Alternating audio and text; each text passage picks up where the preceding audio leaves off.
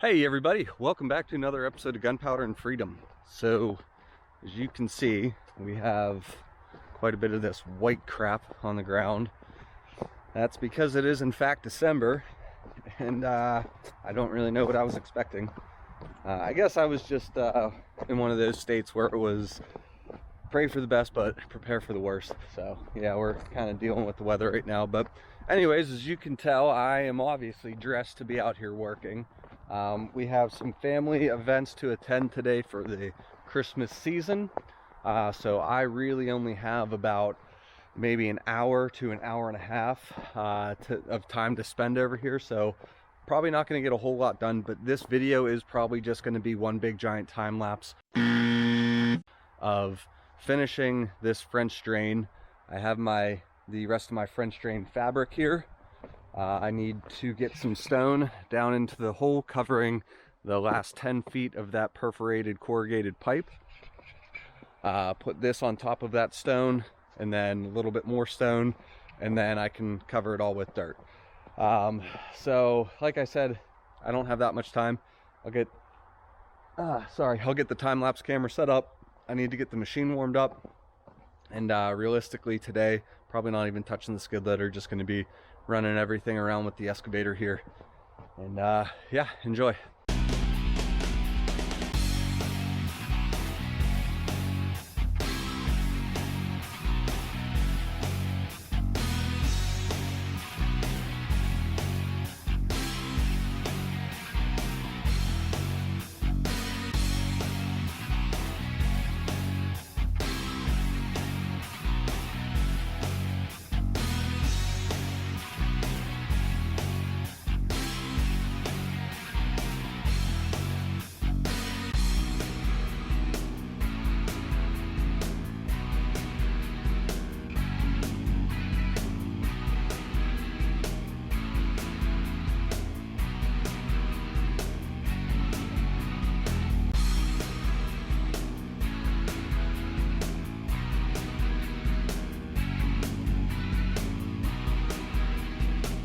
All right, everybody, so this side is officially filled in. As you saw, threw some stone down in there, had a little trouble getting the excavator up side over there to get the stone.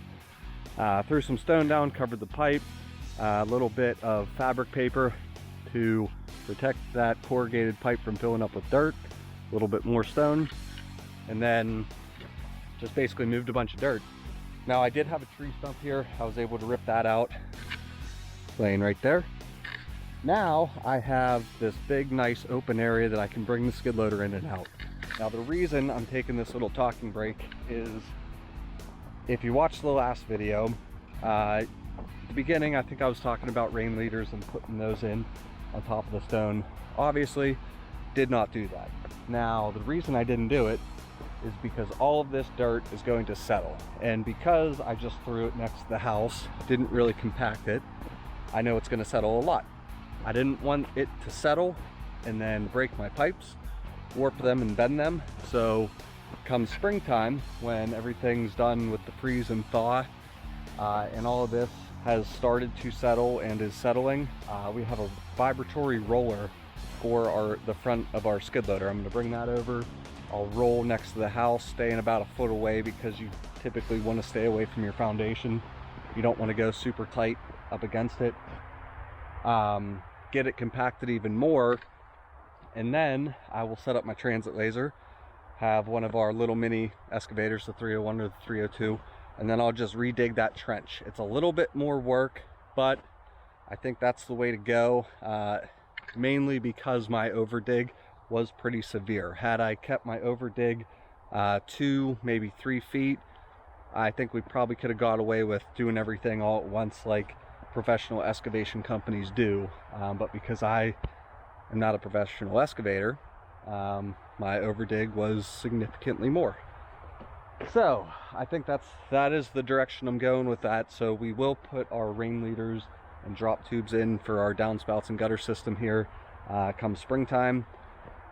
I do need to get going though. We got some family stuff, as I said at the beginning of this video. I was able to also sling some stone in down there to fill in that gap. I'm gonna need some more, but that's a job for probably tomorrow.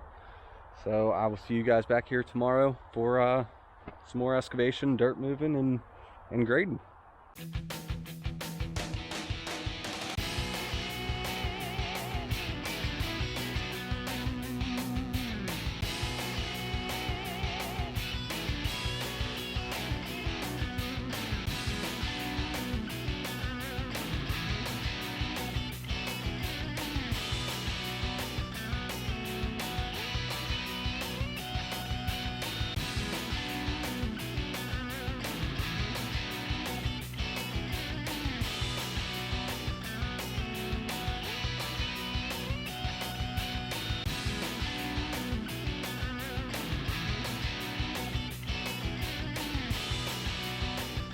All right, so I cleaned up that pile of dirt there, kind of consolidated it down into this, starting to pull from down here to build all this up. Now, I know I said I was going to avoid doing that because I didn't want the framer's man lift or lull, whatever you want to call it, to get stuck, but I'm doing it in about 6 to 8 inch lifts, tracking it in each time. And the thing about that is that, especially this time of year, there's frost in a lot of this dirt, so we're getting a lot of moisture coming up out of it. So it is getting packed in, but as you do that, you're pushing water up to the surface, which makes it really slick and slippery. So with the combination of that, plus the sun's hitting it, everything's starting to thaw out. It's getting pretty muddy, pretty slick, getting a little bit harder on the machine. All right, guys, I am really glad that I trust my instincts sometimes, because last week I was watching the weather forecast for this coming week. This past weekend was pretty warm. We were hitting like 60 degrees here. Today, on the forecast last week, sometimes they would have rain on the forecast, other times they would have it off. Then the last couple days, there was no rain today, but wouldn't you know it, it's raining. So I'm really happy I didn't schedule concrete to pour underneath the garage and porch here, because I would have had no way to cover it. So really happy I trusted my instincts. So today what I'm going to be working on, because I didn't realize I needed an inspection before I backfilled, so we're putting that on hold until he comes over and sees that. And that's actually kind of nice. I don't think he wants it done that way, but he can see the different layers of how I have stone, well, the pipe, then stone, then fabric, more stone, and then dirt. And then all along here on my non-trenched footers, you know, we have forma drain, so there's double the drainage there. But for today, I'm going to be working on getting this area filled in with stone. I dropped a couple buckets of stone from up top here. I have a few more buckets I can drop in. I'll just have to shovel it back here into this corner. So I'll be working on that, plus flattening out this spot over here. Basically, I want to have this area ready, as well as the porch. That area is ready for concrete, so the next available day that we have, we can get that poured and get that in.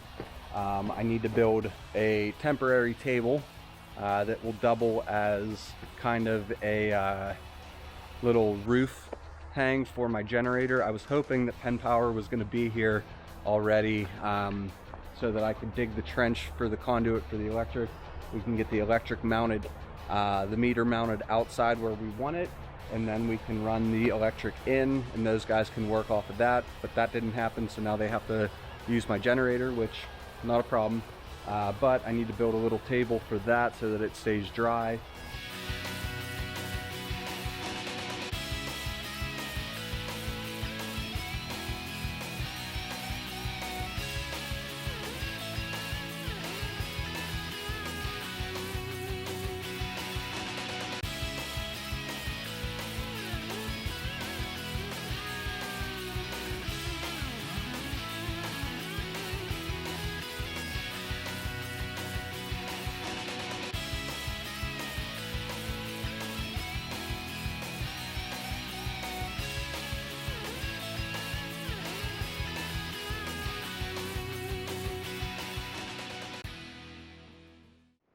All right, so there's the table.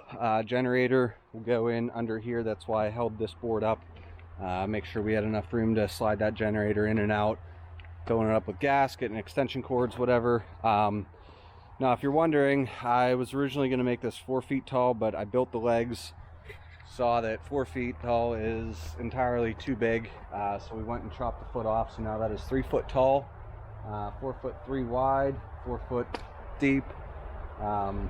Just a little bit of oddball numbers. And in case you're wondering, I didn't just do an 8-foot table because this is going to be getting moved around a little bit, so I wanted it a little bit more lightweight. 8 foot, you got, you know, extra material there that you're moving around, so I figured a 4 foot, you know, somewhat workbench is good. Piling stuff on, generator underneath, so that'll be plenty good for what the use is.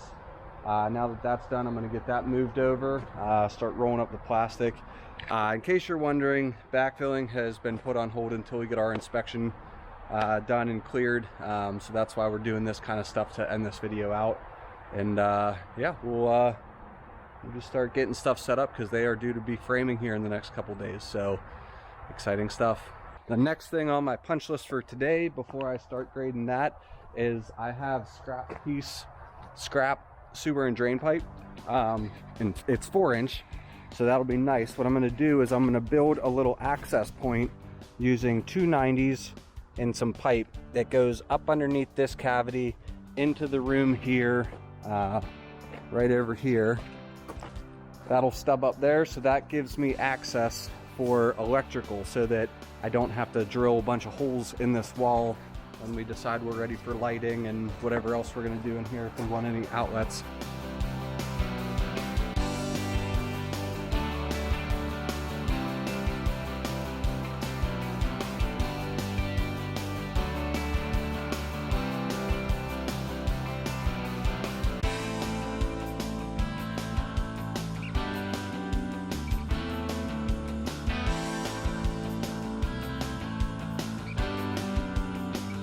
All right, so there's my access point. Unfortunately, I didn't get to use my new Ramset gun, but we will have more opportunities to use that. I was able to just use my regular nail gun and nail that wiring straight to that wood that's there. But basically now I have access into this room. We don't have to drill any holes through the foundation. That's a 4-inch pipe, so we'll have plenty of room for, you know, just a regular electrical line coming through here so we can have lighting. I did throw another one in here. This one we had to get a little bit longer. We had to go underneath our forma drain there, but now we can run electrical into the other storage space there. So that'll be really nice having those access points. Like I said, no hole drilling. Yeah, pretty self-explanatory. Now I need to get some stone up against there. I need to get some stone in here and get that all finalized.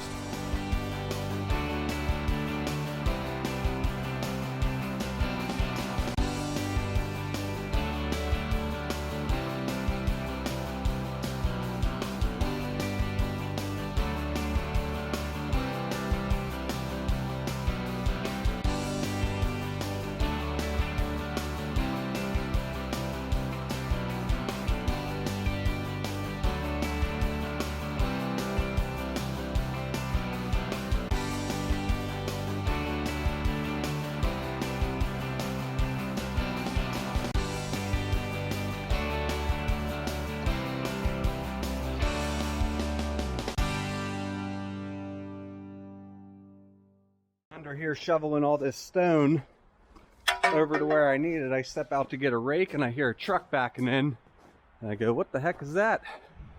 They sent the crane truck out to set this big giant steel beam. Nice little Monday surprise for us. So that middle clamp is basically just like a big kind of scissor looking thing with a hook on the end. You spread it apart and then it grabs that top plate of that beam, and luckily they have that beam marked with center, so there's no guesswork. So I'm gonna go, I guess, try to give him some eyes on the pockets, see how I can help.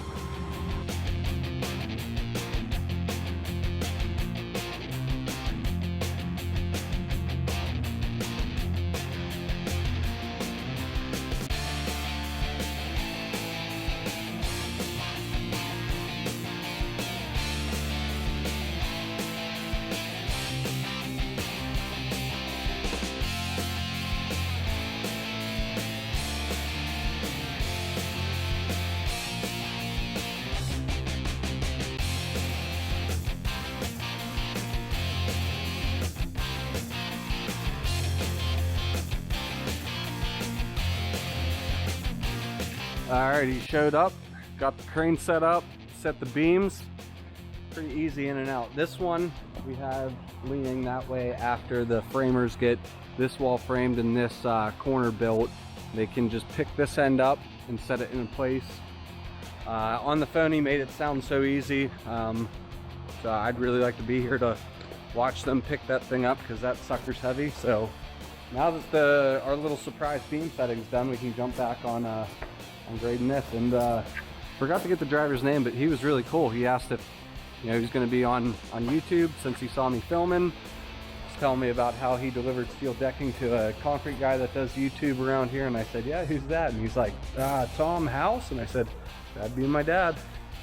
Started laughing. He thought that was pretty funny, but super cool guy with Chambers Steel. So if you guys are in the area and you need some steel or some craning done, give those guys a call. Back to shoveling.